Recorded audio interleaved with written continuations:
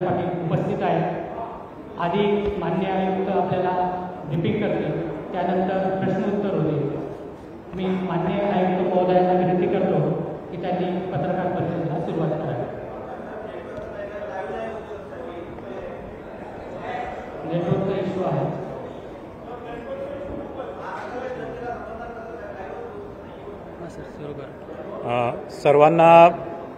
सर्वांना नमस्कार। सर्व सन्माननीय वृत्तपत्र व वृत्तवाहिन्यांचे संपादक व प्रतिनिधी, आपल्याला माहीतच आहे की माननीय सर्वोच्च न्यायालयाने आदेशाद्वारे 31 जानेवारी 2026 पूर्वी स्थानिक स्वराज्य संस्थेच्या सर्व मुदत संपलेल्या स्थानिक स्वराज्य संस्थेच्या सर्व निवडणुका घेण्याबाबत निर्देश दिलेले आहेत आणि या दृष्टीने स्थानिक स्वराज्य संस्थेच्या या निवडणुकीच्या दृष्टीने आपल्याशी संवाद साधावा आणि आपल्या माध्यमाने मतदार, उमेदवार, राजकीय पक्ष व इतर सर्व संबंधितांपर्यंत हा संदेश पोहोचण्यासाठी आज आम्ही राज्य निवडणूक आयोगामार्फत ही पत्रकार परिषद आयोजित केलेली आहे। मला आपल्याला सांगायचं वाटते की ही पत्रकार परिषद ही फक्त नगर परिषद आणि नगरपंचायती निवडणुका संदर्भात आज मी संवाद साधणार आहे। राज्यामधल्या ज्या निवडणुकीस पात्र असलेल्या 246 नगर परिषदा आणि 42 नगरपंचायतीच्या सार्वत्रिक निवडणुका राज्य निवडणूक आयोगामार्फत घेण्यात येणार आहे आणि यामधून एकूण 6,859 सदस्य आणि 288 अध्यक्ष यांची निवड होणार आहे।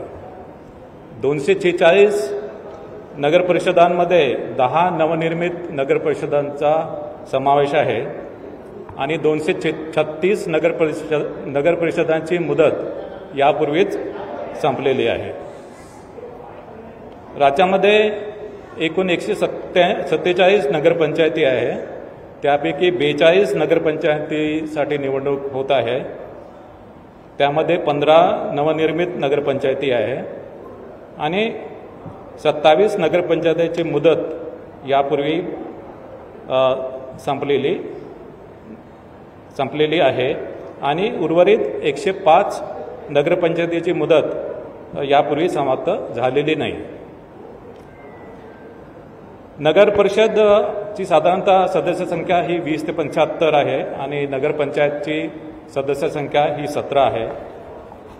नगर परिषदेची निवडणूक ही बहुसदस्यीय पद्धतीप्रमाणे आहे आणि साधारणतः एका प्रभागामध्ये सर्वसाधारणपणे 2 जागा नगर परिषदेमध्ये असतात, पण नगर परिषदच्या सदस्य संख्येचा आकडा विषम जर असेल तर नगर परिषदेमध्ये एका प्रभागामध्ये 3 जागा असतात, म्हणजे साधारणतः मतदारांना 2 ते 3 सदस्यांसाठी वोटिंग करावं लागेल।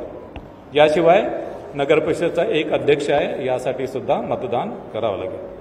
नगरपंचायतमध्ये आपल्याला माहीत आहे की फक्त एक सदस्य असतो आणि एक अध्यक्ष, त्याच्यामुळे तिथे मतदारांना नगरपंचायतीसाठी 2 मतं द्यावे लागते।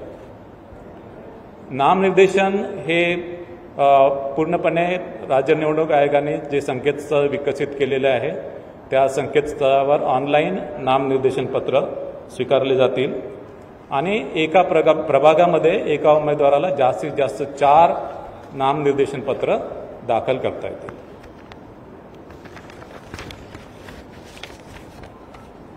संकेतस्थळावर नामनिर्देशन पत्र दाखल केल्यानंतर त्याची प्रिंटआउट काढून ती संबंधित निवडणूक निर्णय अधिकाऱ्याकडे उमेदवारांना द्यावी लागेल।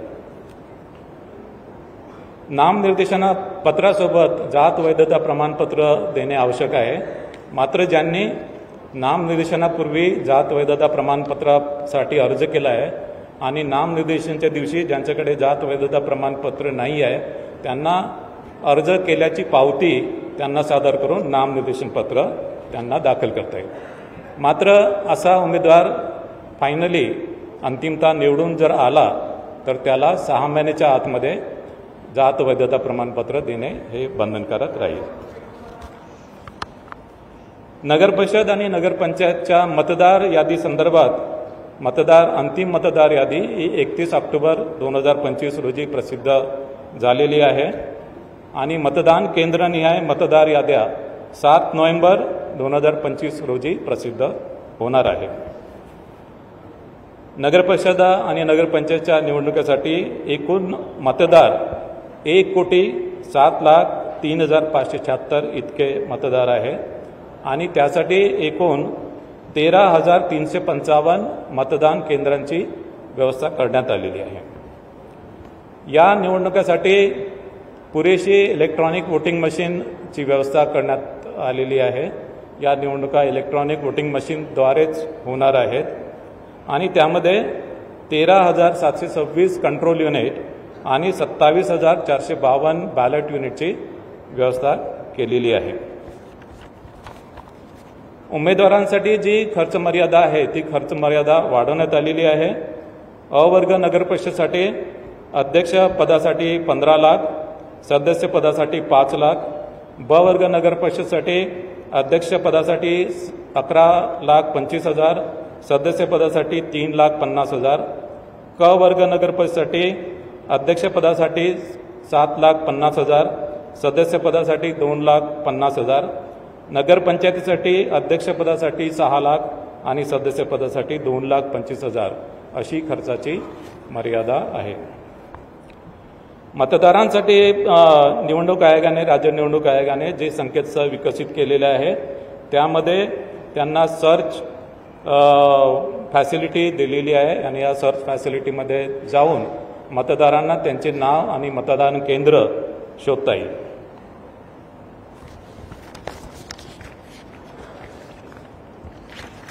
याशिवाय मतदारांच्या सोयीसाठी एक नवीन मोबाईल ॲपसुद्धा आम्ही विकसित केलेले आहे.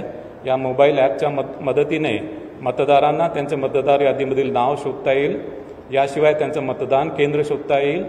याशिवाय नो युअर कॅन्डिडेट म्हणजे उमेदवाराविषयी त्यांनी उमेदवारांनी जे प्रतिज्ञापत्र दाखल केलं त्या प्रतिज्ञापत्राच्या अनुषंगाने त्यांच्याबाबत काही गुन्हेगारीविषयी गुन्हे दाखल केले असतील किंवा त्यांच्या शैक्षणिक क्वालिफिकेशनबाबत आणि त्यांच्या आर्थिक परिस्थितीबाबत त्यांना माहिती मिळू शकेल. म्हणजे नो युअर कॅन्डिडेट ही माहिती सर्वसामान्य मतदारांना ही या मोबाईल ॲपच्या माध्यमाने उपलब्ध होईल.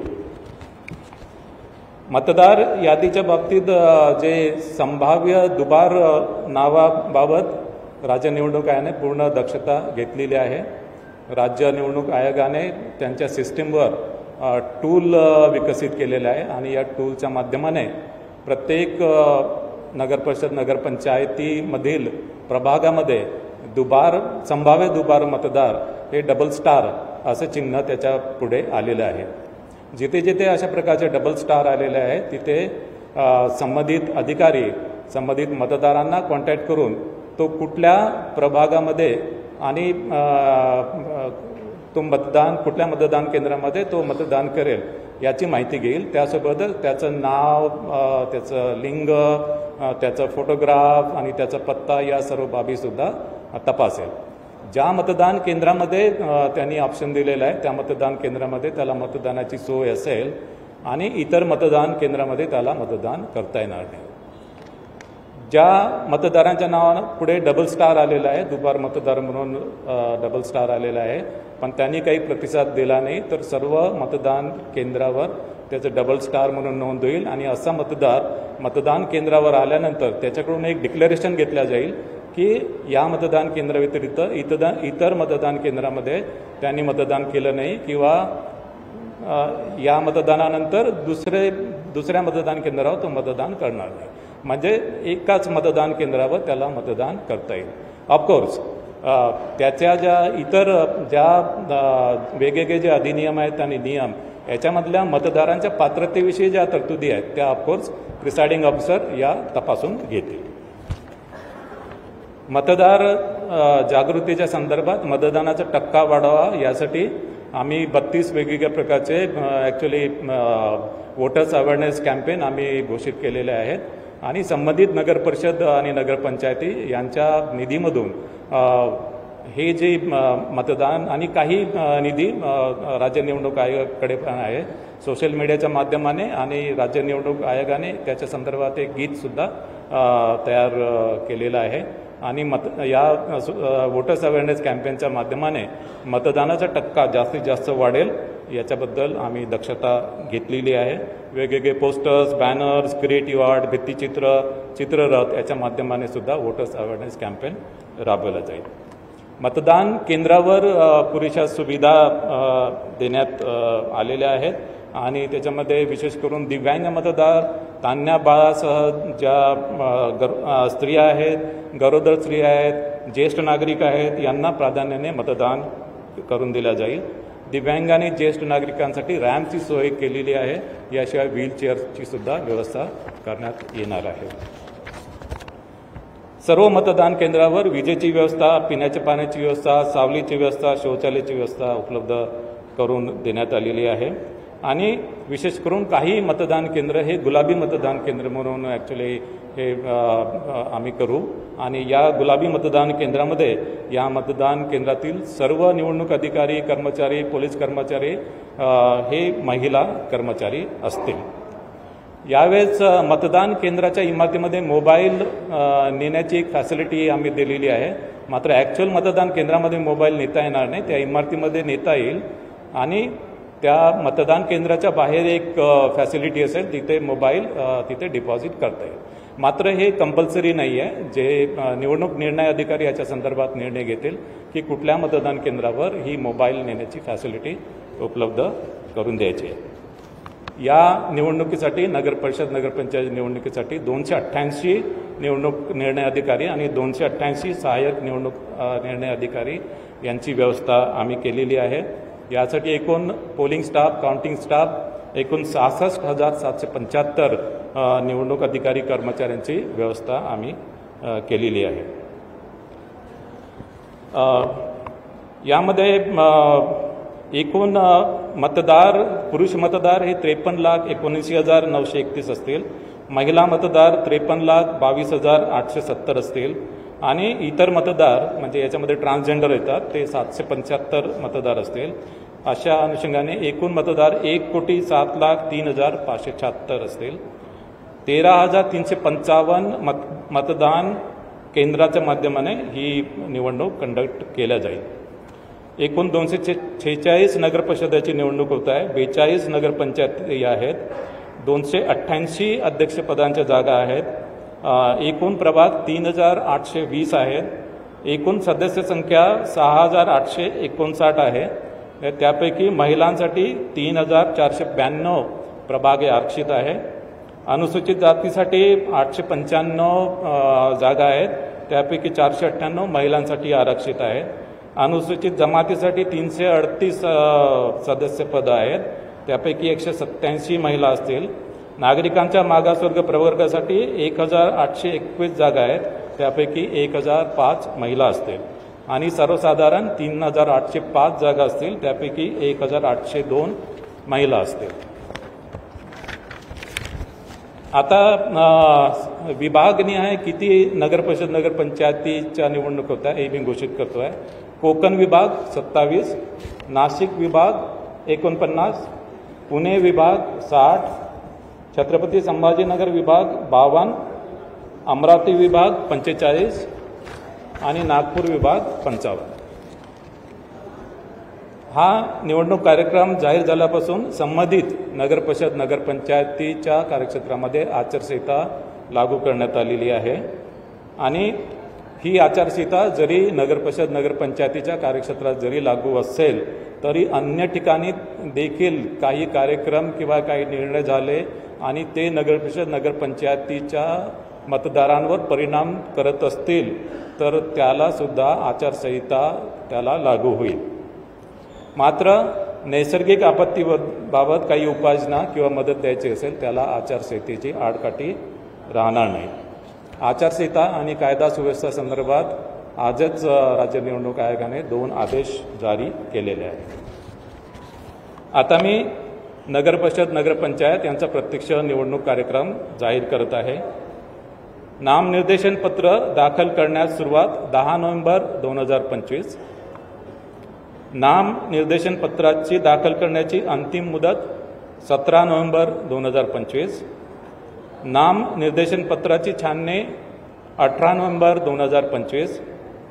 अपील नसलेल्या ठिकाणी नामनिर्देशन पत्र माघारी घेण्याची अंतिम मुदत 21 नोव्हेंबर 2025. अपील असलेल्या ठिकाणी नामनिर्देशन पत्र माघारीची अंतिम मुदत 25 नोव्हेंबर 2025. निवडणूक चिन्ह नेमून देण्याचा तसेच अंतिमरित्या निवडणूक लढविणाऱ्या उमेदवारांची यादी 26 नोव्हेंबर 2025. मतदानाचा दिवस 2 डिसेंबर 2025.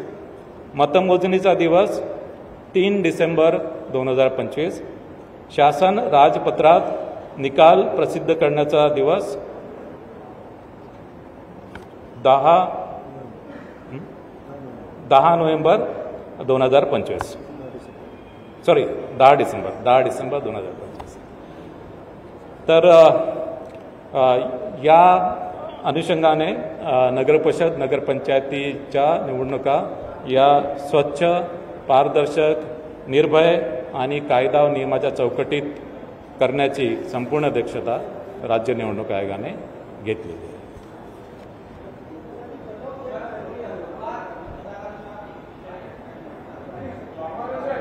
एक करून विचारा.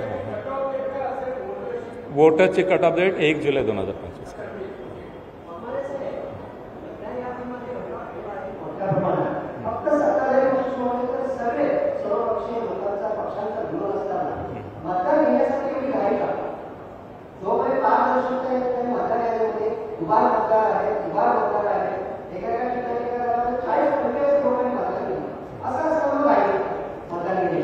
नाही, दुबार आणि तिबार मतदाराबाबत आम्ही पूर्णपणे उपाययोजना केलेल्या आहे. त्याची मी प्रक्रिया आपल्याला सांगितलेली आहे. जिथे दुबार मतदार, तिबार मतदार आहेत तिथे आमचे लोक संबंधित मतदारांपर्यंत जातील आणि त्यांना विचारतील, त्यांचे ऑप्शन्स घेतील आणि जे मतदार त्या आव्हानाला प्रतिसाद देणार नाही त्याच्यामध्ये सुद्धा त्यांच्याकडून अंडरटेकिंग घेऊन आम्ही त्यांना मतदान करू देणार आहे.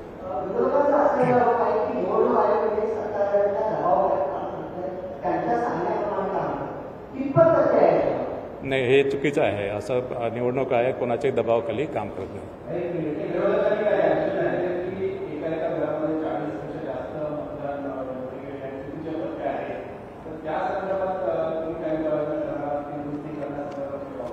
नाही, हे बघा, ॲक्च्युली आम्हाला यादी जी आहे मतदार यादी ही ॲक्च्युली इलेक्शन कमिशन ऑफ इंडियाकडून मिळते. या यादीमध्ये आम्हाला दुबार तिबार मतदाराबाबत आम्हाला ॲक्च्युली कार्यवाही करता येतो, जी आम्ही केलेली आहे. सेकंडली, याच्यामध्ये काही क्लरिकल मिस्टेक्स असतील त्यासुद्धा आम्ही दुरुस्त करतो आहे, केलेल्या आहेत.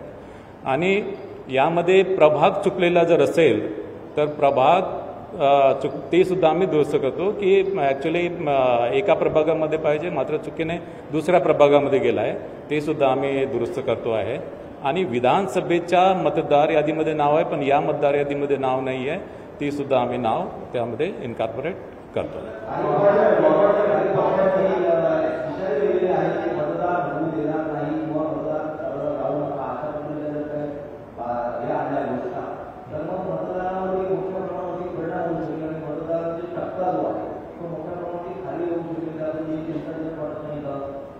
आम्ही ॲक्च्युली मतदानचा टक्केवारी वाढवण्यासाठी विविध वोटर्स अवेअरनेस कॅम्पेन आम्ही घेतो आहे. त्यानंतर मग जिथे दुबार तिबार मतदार आहे त्या मतदारांपर्यंत आम्ही पोहोचतो आहे. आणि हे जे आमच्या स्तरावर जितकी काही आम्हाला मतदार यादीमध्ये आम्हाला ॲक्च्युली मतदार यादी जितकी स्वच्छ आम्हाला करता येईल त्याप्रमाणे आम्ही कार्यवाही करतो आहे. याशिवाय जिथे एका घरामध्ये अनेक मतदार दाखवले त्या संदर्भात मुख्य निर्वाचन अधिकारी यांनी याच्या आधी सुद्धा त्या संदर्भात खुलासा केलेला आहे.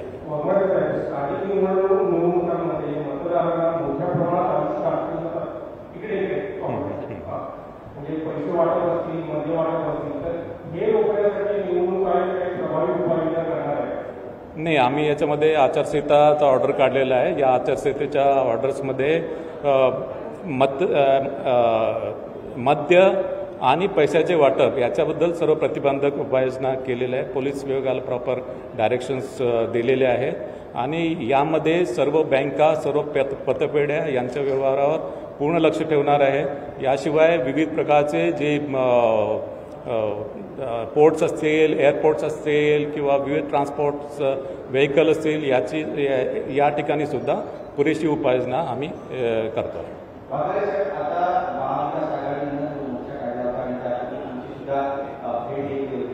एक प्रश्न या निमित्तानं होतो की उभार म्हणताय डबल स्टार केलेलं आहे, त्यांच्याकडून 100% घेतलेलं आहे, कुठे राहतात, नाव करतात, निघत आहे.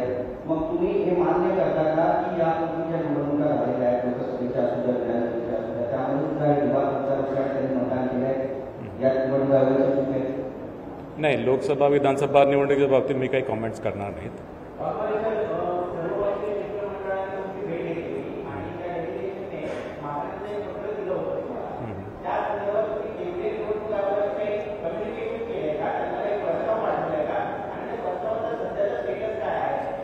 नाही, याच्यामध्ये सर्वपक्षीय शिष्टमंडळाने माझी भेट घेतली होती. त्यावेळेस त्यांनी मागणी केली की ज्या मागणी केल्या त्या अनुषंगाने मी केंद्रीय निवडणूक आयोगाकडे 15 ऑक्टोबर 2025 पर्यंत, जे 1 जुलैपासून 15 ऑक्टोबर 2025 पर्यंत मतदार यादी मी मागितलेली आहे. मात्र त्या संदर्भात कुठल्याही प्रकारचं कम्युनिकेशन भारत निवडणूक आयोगाकडून मला झालेलं आहे.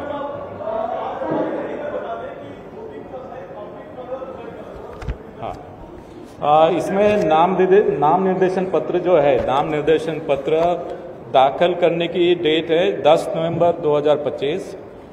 नाम निर्देशन दाखिल करने के लिए जो चालू करने की डेट है वो 10 नवंबर 2025. नाम निर्देशन पत्र दाखिल करने के लिए अंतिम जो डेट है वो 17 नवंबर 2025. नाम निर्देशन पत्र की जो छाननी है उसकी डेट है 18 नवंबर 2025. जहाँ पे अपील नहीं है वहाँ पे नाम निर्देशन पत्र पीछे लेने की अंतिम डेट है 21 नवंबर 2025. जहाँ पे अपील है वहाँ पे नाम निर्देशन पत्र वापस लेने की अंतिम डेट है 25 नवंबर 2025. निवडणूक चिन्ह जो है, निवडणूक चिन्ह और final list of contesting candidate, इसकी डेट है 26 नवंबर 2025. मतदान दिन की डेट है 2 दिसंबर 2025. मत मोजनी यानी काउंटिंग की डेट है 3 दिसंबर 2025 और गवर्नमेंट गैजेट में निकाल पब्लिश करने की डेट है 10 दिसंबर 2025.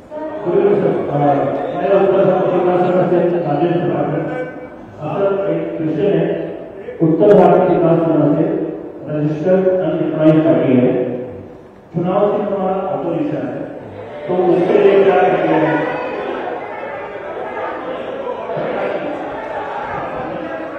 चुनाव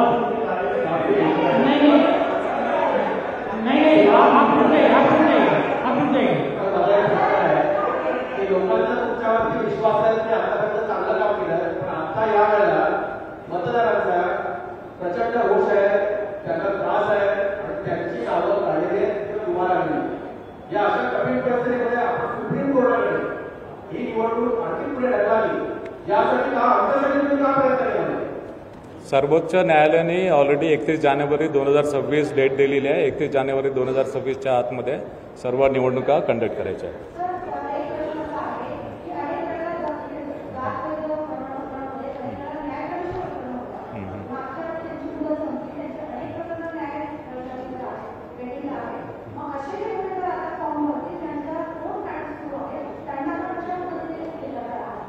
नाही, याच्यामध्ये प्रोव्हिजन एकदम क्लिअर आहे की नामनिर्देशन पत्र दाखल करण्यापूर्वी नामनिर्देशन पत्र दाखल करताना त्यांच्याकडे वैधता प्रमाणपत्र असेल तर अडचण नाही आहे. मात्र नामनिर्देशन पत्र दाखल करताना त्यांच्याकडे वैधता प्रमाणपत्र नसेल, मात्र नामनिर्देशन पत्र दाखल करण्यापूर्वी त्यांनी स्क्रुटिनी कमिटीकडे अर्ज केला असेल आणि त्याची पावती जर दाखल केली तर नामनिर्देशन पत्र त्यांचं स्वीकारलं जाईल. मात्र ते जर निवडून आले तर त्यांना 6 महिन्याच्या आतमध्ये त्यांना कास्ट व्हॅलिडिटी सर्टिफिकेट सादर करणं बंधनकारक राहील. 6 महिन्याच्या आतमध्ये कास्ट व्हॅलिडिटी सर्टिफिकेट त्यांनी दिलं नाही तर त्या उमेदवाराची निवडणूक ही रद्द होईल.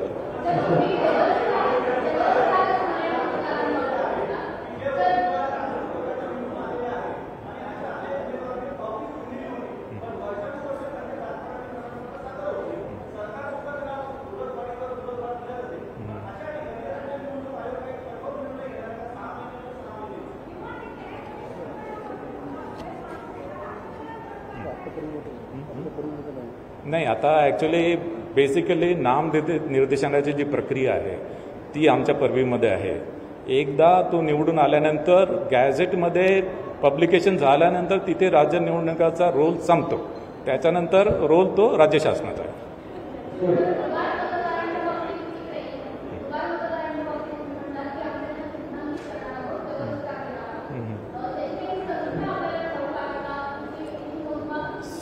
ॲक्च्युली ही जी प्रक्रिया आहे ही ॲक्च्युली आम्ही टूल दिलेला आहे आणि दुबार म्हणजे त्याला स्टॅम्पिंग नाही, दुबार ते संभाव्य दुबार आहे, संभाव्य दुबार.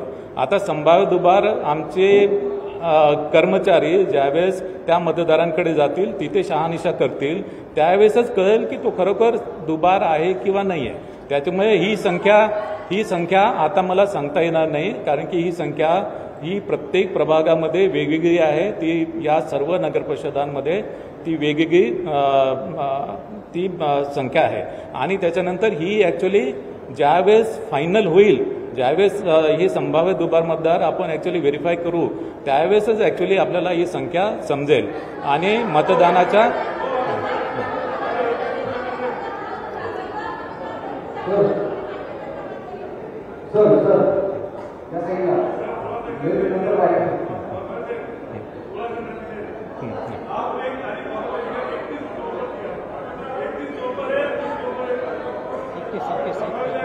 माघारीची तारीख नाही, माघारी घेण्याची तारीख आहे हे बघा. अपील जिथे अपील नहीं है, आप हिंदी में बोलूँ या हाँ, जहाँ पे अपील नहीं है, जहाँ पे अपील नहीं है यहाँ पे नाम निर्देशन पत्र वापस लेने की लास्ट डेट है 21 नवंबर. जहाँ पे अपील है वहाँ पे नॉमिनेशन वापस लेने की मुदत है 25 नवंबर.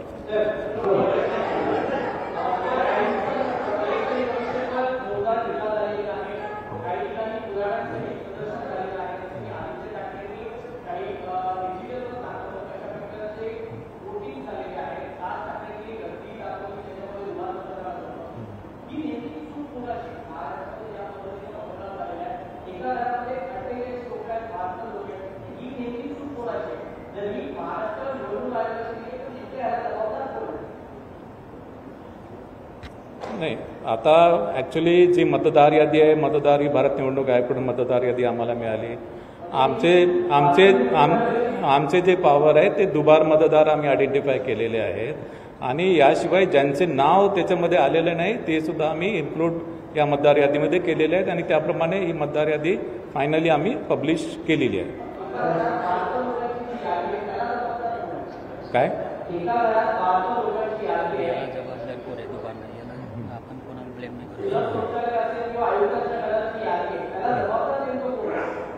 नाही, आता याच्यामध्ये ही जी यंत्रणा आहे मतदार यादीची यंत्रणा वेगळी आहे.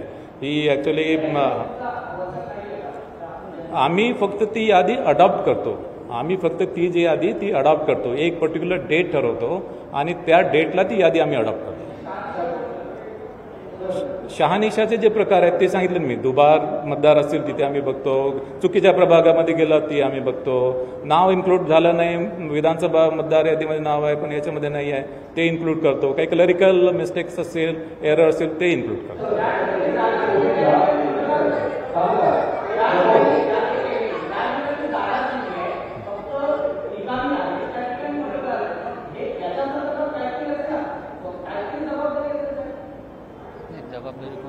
जबाबदारी जी आहे त्याच्यामध्ये प्रत्येक प्राधिकरणाची जबाबदारी जी निश्चित केलेली आहे. राज्य निवडणूक आयोगाची जी रिस्पॉन्सिबिलिटी ती राज्य निवडणूक आयोगाची आहे. भारत निवडणूक आयोगाचे जे अधिकार आहे ते भारत निवडणूक आयोगाचे अधिकार आहे.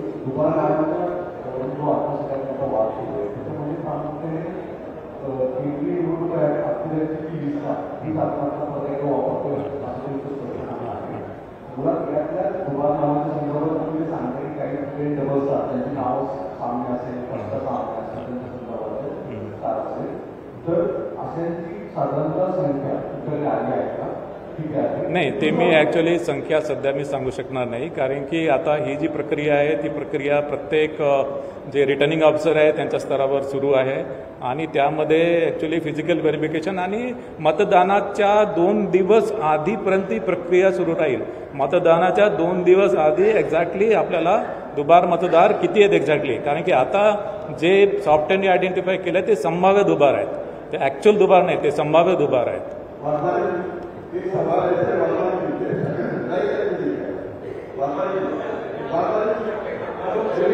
सवाल ये है होता है कि भले 100 लोग छूट जाए लेकिन एक बेगुना जो है उनसे छुटा नहीं होगा. सवाल ये भी है सारे पॉलिटिकल पार्टी छोड़कर सारे पॉलिटिकल पार्टी रहे हैं, उनका मतदान जहाँ हुआ है उनका मतदान जहाँ हुआ है आप जवाब देते वक्त ऐसे जवाब दे रहे हमारी आपके चुनाव हो रहे हैं तो आपको ऐसे नहीं लगता कि ये चुनाव विपक्ष और किसी एक के ऊपर भी अन्याय नहीं हो, वो कितने हैं किसी वजह से आप लेते हैं क्या और वंचित नहीं किया है कि ये वोटर में आप चुनाव करवाना चाहिए. कोणत्याही पक्षावर अन्याय होणार नाही आणि कुठल्याही मतदारांवर अन्याय होणार नाही. जो मतदार योग्य आहे, मतदार यादीमध्ये आहे आणि ज्याची या मतदारांची तपासणी प्रिसाइडिंग ऑफिसर लेवलवर पण होते, तिथे त्यांना पोलिंग एजंट किंवा प्रिसाइडिंग ऑफिसरला काही त्याच्यामध्ये डाऊट आला तिथे सुद्धा ती तपासणी करू शकतात.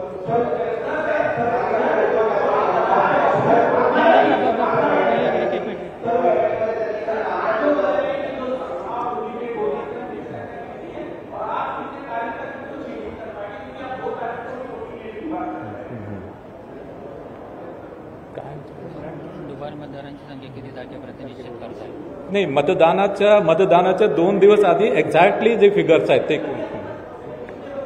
अभी मेरे पास अप्रॉक्सिमेट फिगर नहीं है.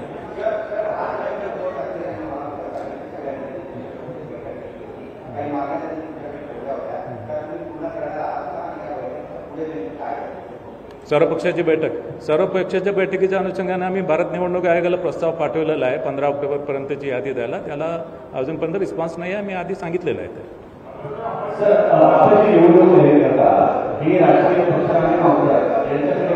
कोई एक पूछे कोई.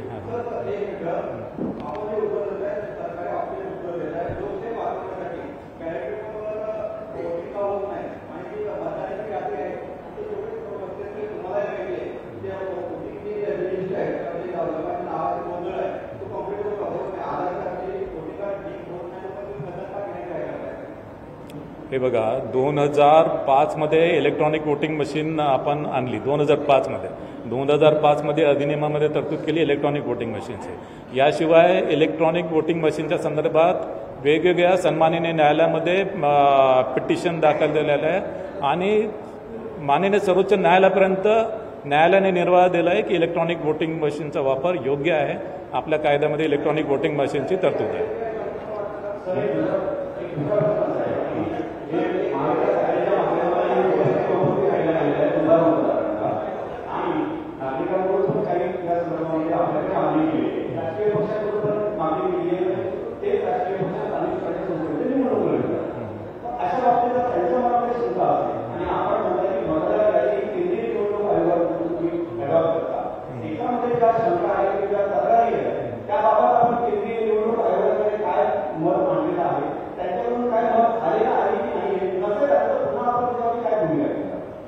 नाही, सर्वपक्षीय शिष्टमंडळाने महत्त्वाची जी मागणी केली होती की त्यांनी 15 ऑक्टोबरपर्यंत मतदार यादी मागितलेली होती आणि ती आम्ही भारत निवडणूक आयोगाकडे मागणी केलेली आहे. त्याचं उत्तर अजून आलेलं नाही. शेवटचं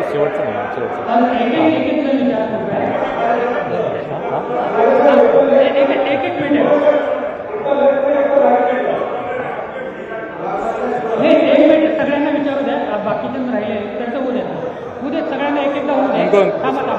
थांबा. तुम्ही आवाज नाही तुमचा आवाज नाही.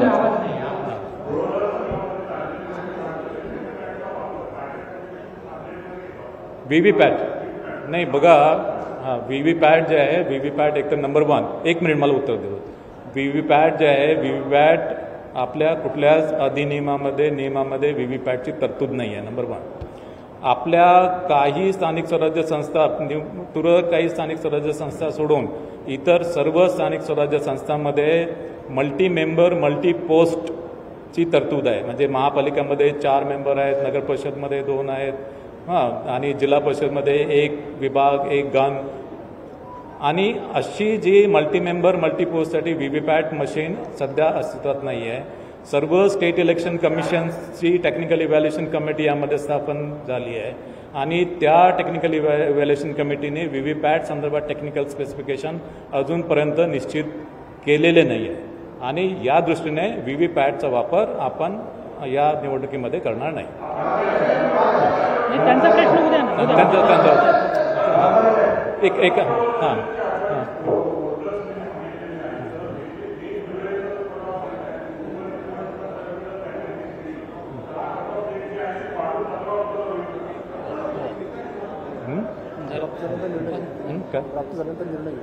हां नाही, आता ॲक्च्युली 15 ऑक्टोबरपर्यंतची मतदार यादी आम्हाला प्राप्त झाली तर कट-ऑफ वाढवण्याबाबत योग्य तो निर्णय आम्ही घेऊ. मात्र अजूनपर्यंत आम्हाला ती यादी काही प्राप्त झाली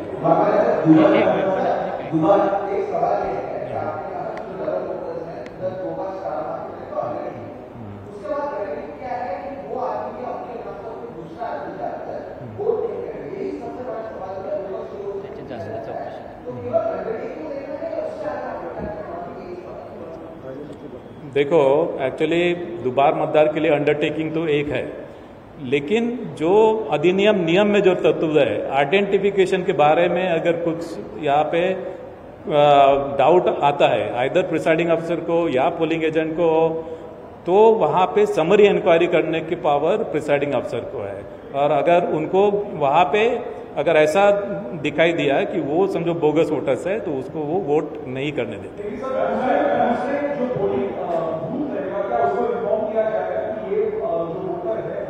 हाँ, वो वहाँ पे मार्क करेंगे, वहाँ पे मार्क करेंगे. Yes.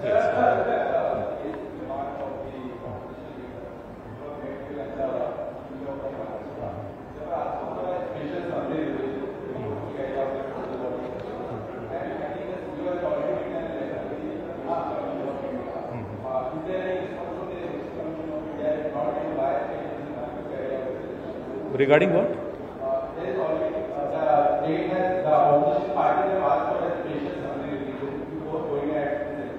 No, see, actually, as far as the summary revision is concerned, that is not our jurisdiction. Summary revision is a jurisdiction of.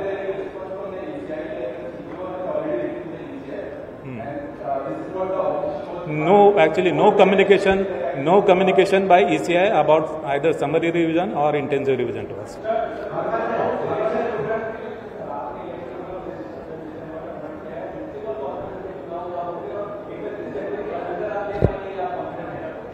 31 January के अंदर हमको सब इलेक्शन लेना है माननीय supreme court K order say. All elections has to be conducted by 31st January under any circumstances. एक minute नाही.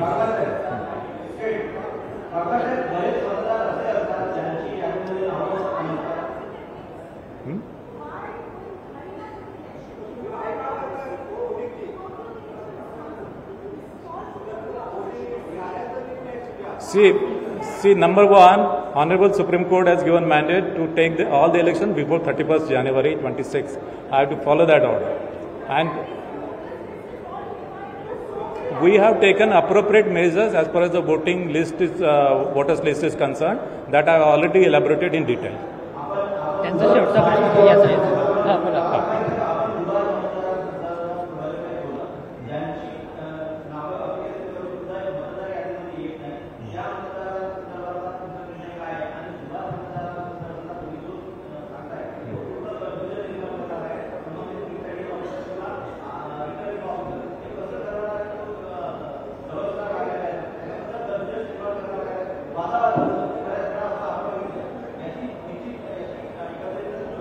नाही, जिथे संभाव्य दुबार मतदार आहेत तिथे डबल स्टार आहेत आणि ते मतदार यादीमध्ये ती नोंद आहे. याशिवाय ज्यावेळेस तो मतदार ॲक्च्युली पोलिंग स्टेशन इंडिकेट करेल ती सुद्धा नोंद त्याच्यामध्ये घेण्यात येईल आणि त्याच्यामध्ये इतर ठिकाणी त्याचं नाव जिथे जिथे येते त्यावेळेस तो कुठल्या मतदान केंद्रामध्ये आणि कुठल्या पार्टमध्ये तो मतदान करणार आहे हे सुद्धा इंडिकेट केल्या जाईल. त्याच्यामुळे त्यांनी एका मतदान केंद्रामध्ये ऑप्शन जर दिला तर दुसऱ्या मतदान केंद्रामध्ये तिथल्या ज्या working copy of electoral roll राहील त्याच्यामध्ये ती नोंद राहील की हा वोटर जो आहे या मतदान केंद्रामध्ये वोट करणार आहे. हां, एक last question, last two questions हे तुमचं झालं.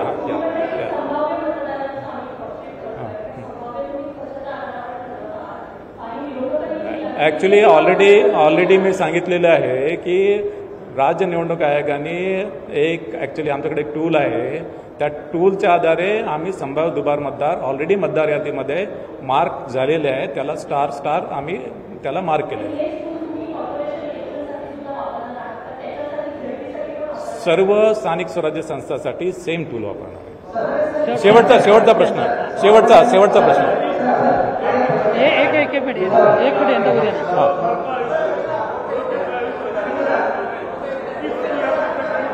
काय समजा